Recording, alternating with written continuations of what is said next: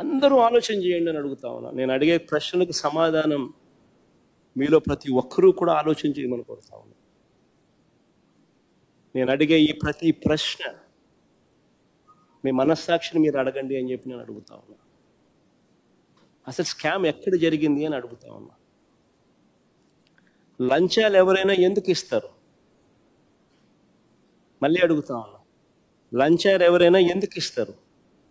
ఎవరైనా మద్యాన్ని ఎక్కువగా అమ్మి లంచం ఎవరైనా ఎందుకు ఇస్తారు? మద్యాన్ని ఎవరైనా ఎక్కువగా అమ్మి సేల్స్ పెంచి ఆ పెంచిన దాని వల్ల డిస్టిలరీలకు లాభాలు పెరిగితే లంచాలు ఇస్తారా? లేక సేల్స్ తగ్గిపోయి వాళ్ళు తక్కువగా అమ్మి ట్యాక్సుల రూపేణా వారి మీద బాధి దానివల్ల సేల్స్ తగ్గి దానివల్ల వాళ్ళకు రావాల్సిన లాభాలు తగ్గి అలా తగ్గితే ఎవరైనా లంచాలు ఇస్తారా? ఒకసారి ఆ టేబుల్ ఒకసారి చూపించము. ఒకసారి ఈ టేబుల్ను ఒక 10 నిమిషాలు అట్టే పెడతాక 5 నిమిషాలు పెడతా. ఒకసారి అందరు చూడండి టేబుల్ను. 2018 నుంచి 2019 మధ్య చంద్రబాబు చివరి సంవత్సరం ఒకసారి గమనిస్తే 3,84,00,00,000 కోట్ల 3.84 కోట్ల కేసులు లిక్కర్ అమ్మకాలు జరిగితే బేర్ అమ్మకాలు 2.77 కోట్ల కేసులు. ఆ 5 సంవత్సరాల చంద్రబాబు నాయుడు గారి పాలనను ఒక్కసారి చూడండి. 2014 నుంచి 2019 దాకా లిక్కర్ సేల్స్ ఎలా ప్రతి సంవత్సరం పెంచుకుంటూ పోయాడో ఒక్కసారి గమనించండి.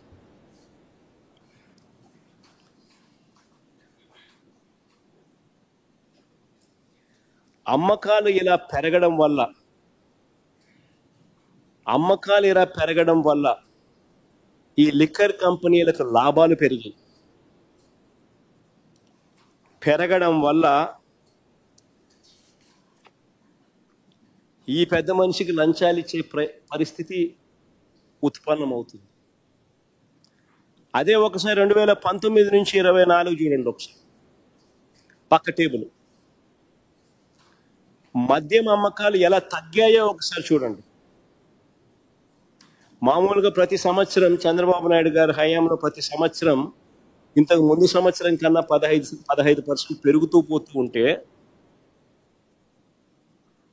వైఎస్ఆర్సీపీ హయాంలో ఆయన చివరి సంవత్సరంలో ఉన్న లిక్కర్ కూడా వైఎస్ఆర్సీపీ చివరి సంవత్సరంలో కూడా లేదు. పెరగాల్సింది పోయి ఎలా తగ్గిందో చూడండి ఒకసారి. లిక్కర్ సేల్స్ తగ్గాయి. ఎందుకు తగ్గాయి? ట్యాక్సులు బాధాం. లిక్కర్ కంపెనీలకు లాభాలు ఇవ్వలేదు, లిక్కర్ కంపెనీలకు లాభాలు రాలేదు, గవర్నమెంట్కి ఆదాయం పెరిగింది. లిక్కర్ సేల్స్ ఎందుకు తగ్గాయి? ట్యాక్సులు పెంచి లిక్కర్ సేల్స్ను తగ్గించి తద్వారా లిక్కర్ కంపెనీల డిస్టిలరీలకు సంబంధించిన లాభాలు తగ్గాయి. లిక్కర్ సేల్స్ తగ్గాయి, ట్యాక్సులు పెంచి లిక్కర్ సేల్స్ను తగ్గించి తద్వారా లిక్కర్ కంపెనీల డిస్టిలరీల లాభాలు తగ్గించి రాష్ట్రానికి ఆదాయాలు తీసుకొచ్చాం.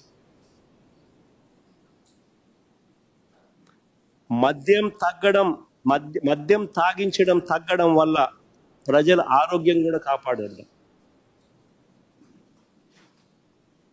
మద్యం తాగడం తగ్గించడం వల్ల ప్రజల ఆరోగ్యానికి కూడా మేలు చేశారు. ఆదాయాలు ఒకసారి చూడండి. ఆదాయాలకు వైపున రాష్ట్ర ఖజానాకు ఆదాయాలు పెరిగి ఒక కేసు మీద వైఎస్ఆర్సీపీ ప్రభుత్వ హయాంలో ఒక కేసు మీద రాష్ట్ర ప్రభుత్వానికి వచ్చిన ఆదాయం ఎంత అని చూస్తే 5,649 రూపాయలు ఒక కేసు మీద రాష్ట్ర ప్రభుత్వానికి వచ్చిన ఆదాయం వైఎస్ఆర్సీపీ హయాంలో. అదే చంద్రబాబు హయాంలో ఒక కేసు మీద రాష్ట్ర ప్రభుత్వానికి వచ్చిన ఆదాయం కేవలం 2,600 రూపాయలు.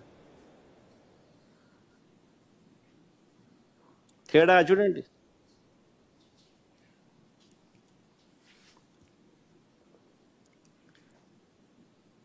ఇప్పుడు చెప్పండి, డిస్టిలరీలో ఎప్పుడు లాభపడ్డాయి? అందరిని అడుగుతా ఉన్నాను, డిస్టిలరీలు ఎప్పుడు లాభపడ్డాయి? ఎవరి హయాంలో వాళ్ళకి లాభాలు పెరిగాయి? ఎవరికి వాళ్ళు లంచాలు ఇస్తారు? ఆలోచన చేయమని అడుగుతా ఉన్నా అందరినీ కూడా. మద్యం విక్రయాలను ప్రైవేట్ వ్యక్తులకు అప్పగిస్తే లంచాలు ఇస్తారా? ఇది కూడా ఇంకోటి ఆలోచన చేయండి. మద్యం విక్రయాలని ప్రైవేట్ వ్యక్తులకు అప్పగిస్తే లంచాలు ఇస్తారా, లేక ప్రభుత్వం ద్వారా మద్యాన్ని అమ్మే టైమింగ్స్ను నియంత్రిస్తూ, పర్మిట్ రూములను రద్దు చేస్తూ,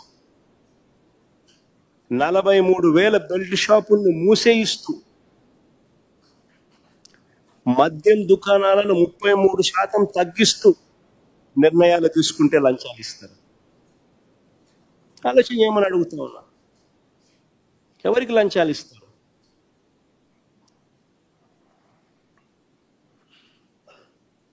మా ప్రభుత్వ హయాంలో లాభ ఆపేక్ష లేకుండా లిక్కర్ అమ్మకాలను ప్రభుత్వమే చేసింది, లాభాపేక్ష ఉండకూడదని.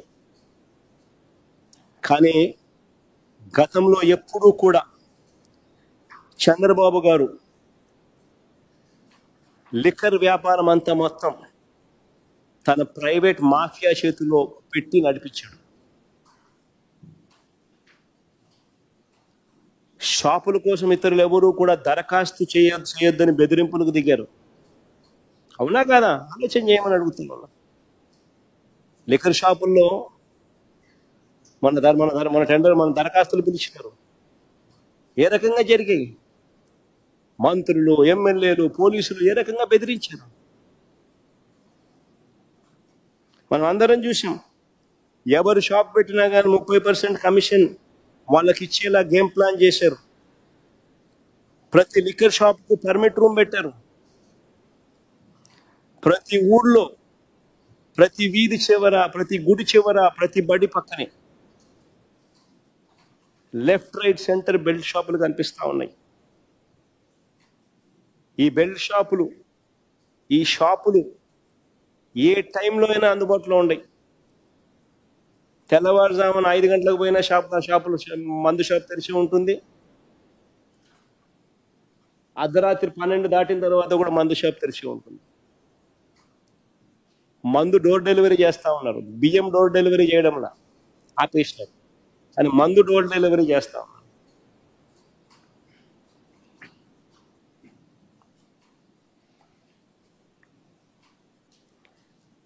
ఈ ప్రతి షాప్లో కూడా ఎంఆర్పి కన్నా కనీసం 20-30 రూపాయలకి ఎక్కువ రేటుకి అమ్ముతా ఉన్నారు. ప్రతి ఊళ్ళో చూసుకోండి. గుడి పక్కకి వెళ్ళండి, బడి పక్కకి వెళ్ళండి, వీధి చివరికి వెళ్ళండి. ఆ బెల్ట్ షాప్లో రేట్ ఎంత అని ఒకసారి చూసుకోండి. ఎంఆర్పి కన్నా 20 రూపాయల, 30 రూపాయల ఎంతకి ఎక్కువ అమ్ముతున్నారో మీరే చూసుకోండి. ఈ అక్రమాలను దగ్గరుండి పోలీసులే కాపాడుతున్నారు, కాపలా కాస్తున్నారు. అన్అఫీషియల్గా ఆక్షన్ పరుస్తున్నారు. బెల్ట్ షాపులు ఎవరు నడపాలా అని చెప్పి అన్అఫీషియల్గా ఆక్షన్స్ 2 లక్షలు 3 లక్షలకు గ్రామాలలో పోటీ పడుతున్నారు.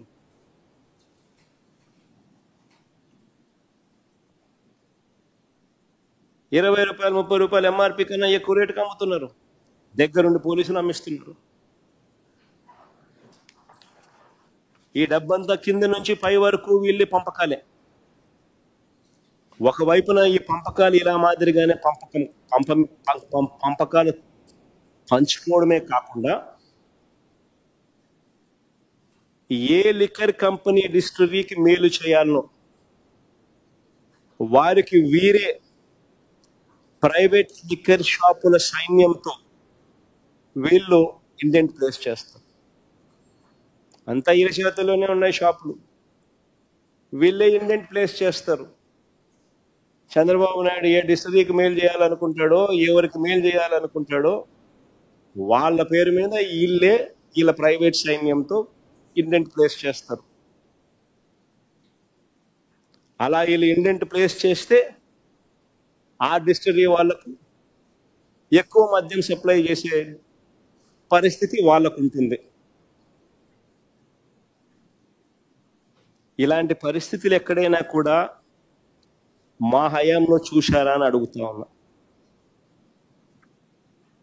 మా హయాంలో ఎంఆర్పికి మించి ఒక్క పైసా కూడా ఎప్పుడైనా ఎక్కడైనా అధికంగా వసూలు చేసిన పరిస్థితులు ఎక్కడైనా ఉన్నాయా అని అడుగుతా ఉన్నా. మరి ఎవరి హయాంలో ఎవరి పాలసీ వల్ల లంచాలకు ఆస్కారం ఉంటుందో మీరే చెప్పండి అని అడుగుతా ఉన్నా. ప్రైవేట్ షాపుల చేత, ఇది బాగా వినండి, ప్రైవేట్ షాపుల చేత, ఎందుకంటే అంతా ప్రైవేట్ మాఫియా కాబట్టి, అంతా ఇలా ఎమ్మెల్యేలు, వీళ్ళ మంత్రులు, అంతా వీళ్ళ నాయకులు వీళ్ళ కనుసన్నల్లో నడుస్తూ ఉన్నారు కాబట్టి ప్రైవేట్ షాపుల చేత వీరు ఎంపిక చేసుకున్న డిస్టిలరీలకు మాత్రమే అధికంగా ఆర్డర్లు ఇచ్చేలా ఈ ప్రైవేట్ షాపుల మాఫియా చేత ఇండెంట్ ప్లేస్ చేస్తే లంచాలు ఇస్తారా, లేక మన హయాంలో చెప్తున్నా, లేక ప్రతి బాటిల్ పై క్యూఆర్ కోడ్ పెట్టి ఆ బాటిల్ పైన ఉన్న క్యూఆర్ కోడ్ అమ్మేటప్పుడు స్కాన్ చేసి డైనమిక్ గా ఆటోమేటిక్ అప్లోడింగ్, బాటిల్ మీద క్యూఆర్ కోడ్ పెట్టి బాటిల్ అమ్మేటప్పుడు క్యూఆర్ కోడ్ స్కాన్ చేసి ఆటోమేటిక్ గా డైనమిక్ గా అప్లోడ్ అయ్యేట్టుగా ఆ క్యూఆర్ కోడ్ అమ్మకాల ఆధారంగా ఎవరికి ఎంత అమ్ముడుపోతే ఆ డిస్ట్రిక్ట్లకు ట్రాన్స్పరెంట్ గా పారదర్శకంగా వాళ్ళకు ఆర్డర్లు ఇస్తే అది స్కామా? ఆలోచన చేయమని అడుగుతా ఉన్నా నేను. చంద్రబాబు నాయుడు గారి హయాంలో ఈ పారదర్శకత లేకపోవడం వల్ల ప్రైవేట్ షాపుల మాఫియాతో ఆయనకు సంబంధించిన, ఆయన ఎవరికైతే మేలు చేయాలనుకుంటాడో, ఎవరి వల్ల లాభపడాలనుకుంటాడో వాళ్ళకు మాత్రమే ఆర్డర్లు ప్రైవేట్ షాపుల ద్వారా ఇండెంట్ ప్లేస్ చేయడం వల్ల 2014 నుంచి 19 మధ్యలో చంద్రబాబు నాయుడు గారి హయాంలో 5 డిస్టిలరీలు ఏకంగా 69% మద్యం తయారీ ఆర్డర్లు ఇచ్చాయి. Between 2015 and 19,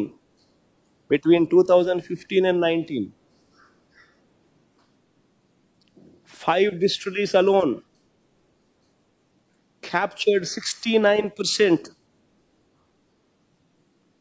of Madhyam Tayari. 69% of the orders were placed only to these 5 distilleries to manufacture and supply liquor. ఏది స్కామ్ అని అడుగుతా ఉన్నా నేను. ఇంకొక ప్రశ్న కూడా అడుగుతా ఉన్నా. ఇప్పుడు ఉన్న 20 డిస్టిలరీల్లో 14 డిస్టిలరీలు, 14 of them out of these 20 వివిధ కాలాలలో, during different time periods, Chandrababu Naidu ముఖ్యమంత్రిగా ఉన్నప్పుడు ఆయన లైసెన్స్ ఇచ్చినటివి.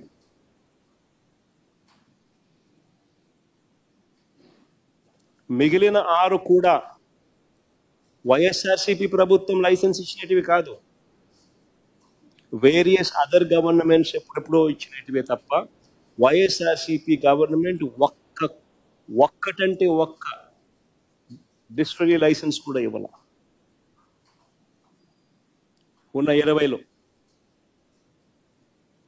ఇంకొక విషయం, ఆ 20 డిస్టిలరీలను ఎంపానల్ చేసింది ఎవరు? ఆ 20 డిస్టిలరీలను ఎంపానల్ చేసింది చంద్రబాబు నాయుడే. వైఎస్ఆర్సీపీ ప్రభుత్వం ఒక్కటంటే ఒక్క డిస్టిలరీని కూడా అడిషనల్ గా ఎంపానల్ చేసింది లేదు.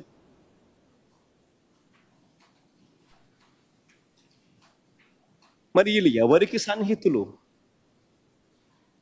మరి వీళ్ళు ఎవరికి లంచాలు ఇస్తారు? ఎవరి హయాంలో వీళ్ళ సేల్స్ పెరిగి, ఎవరి హయాంలో వీళ్ళందరికీ లాభాలు పెరిగి, ఎవరి హయాంలో ఎవరికి లంచాలు ఇస్తారు? ఎవరి హయాంలో వీళ్ళ సేల్స్ తగ్గినాయి, వీళ్ళ లాభాలు తగ్గినాయి?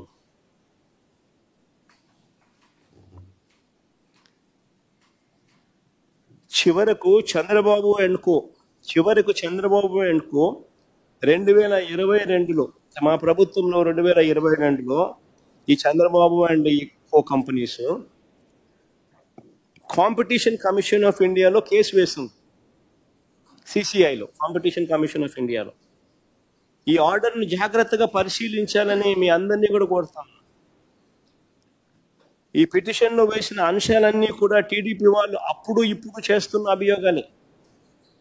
అందుకనే ఇది జాగ్రత్తగా అందరూ కూడా చూడమని చెప్పి కోరుతా ఉన్నా. Because competition commission of India is a quasi judicial body. It is governed by a judge. It's a quasi judicial body.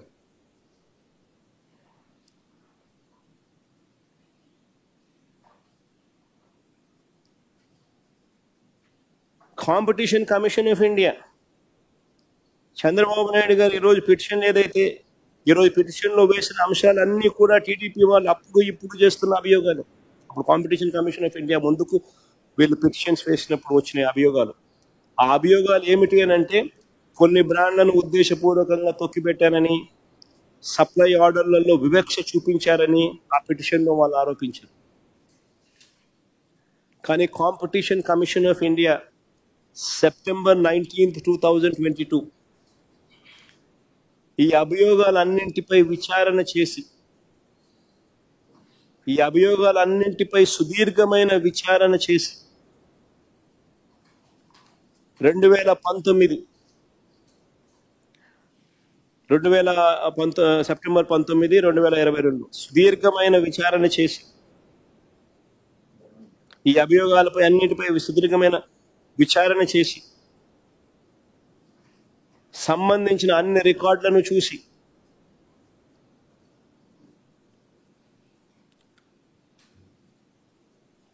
Supply ఆర్డర్లన్నింటినీ పరిశీలించి చారిత్రాత్మకమైన జడ్జిమెంట్ కూడా ఇచ్చినారు. ఆ జడ్జిమెంట్ ఒకసారి చదవండి. In light of the facts and evidence on record and based on the submissions of parties, the allegations of abuse raised by the informants are not found to be validated, and no case of contravention of provisions of Section 4 of the Act can be stated to have arisen on the part of OPs warranting an investigation into the matter. Abuse of dominant position, Section 4, abuse of dominant position, limits or restricts, include indulgence in practice or practices resulting in denial of market access in any manner. Clear cut ga CCI ఇచ్చిన తీర్పు రాష్ట్ర ప్రభుత్వం అమలు చేస్తున్న మద్యం విధానం పూర్తిగా సహేతుకంగా ఉందని, ప్రభుత్వం అనుసరించిన విధానం వల్ల మద్యం అమ్మకాలు తగ్గాయని, అన్ని కంపెనీల మద్యం బ్రాండ్లు కొంటున్నారని, వాటికి సంబంధించిన చెల్లింపులు కూడా సకాలంలో చేస్తున్నారని తీర్పిచ్చింది. సిసిఐ ఇచ్చిన తీర్పులో పారా 85, 90, 95, 96, 97, 98 and 101 పారాల్లో ఈ మొత్తం వివరాలన్నీ కూడా ఉంటాయి. ఈ సిసిఐ జడ్జ్మెంట్ కాపీ కూడా ఈరోజు ఈ మీటింగ్ అయిపోయే లోపల మీ అందరికీ కూడా it will be put up in public domain also.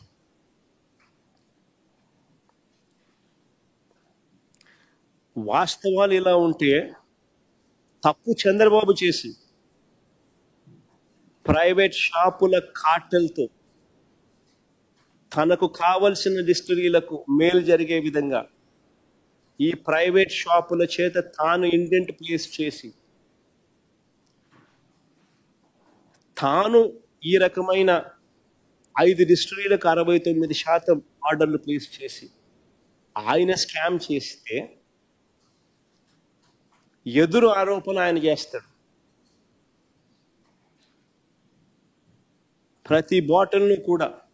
ప్రతి బాటిల్ మీద క్యూఆర్ కోడ్ పెట్టి అమ్మేటప్పుడు ఆ క్యూఆర్ కోడ్ను స్కాన్ చేసి ఆ స్కాన్ చేసిన క్యూఆర్ కోడ్ డైనమిక్గా రియల్ టైం బేసిస్లో ఆటోమేటిక్గా అప్లోడ్ అవుతుంది. దాని ఆధారంగా పారదర్శకంగా మేం చేస్తే చంద్రబాబు నాయుడు గారు అనే వ్యక్తి ఎటువంటి దుర్మార్గమైన ఆలోచనలతో దుర్మార్గమైన ఆరోపణలు చేస్తా ఉన్నాడు అనే దానికి నిదర్శనం.